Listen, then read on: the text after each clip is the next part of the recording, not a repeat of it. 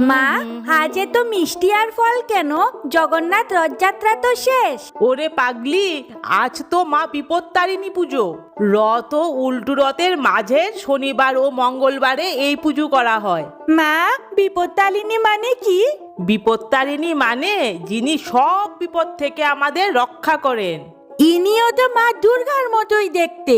ঠিক বলেছিস, মা বিপত্তারিণী আসলে দুর্গা মায়েরই রূপ। লুচি? হ্যাঁ, মাকে 13টি লুচি দিতে হয়। পুজোতে সব কিছু 13টা করে কেন দিতে হয়? 13 সংখ্যাটিকে দেবীর শক্তির প্রতীক বলে মনে করা হয়। এমনকি ব্রত ভাঙতেও হয় 13টি লুচি খেয়ে। তার মানে পুজোর পর লুচি আর লুচি।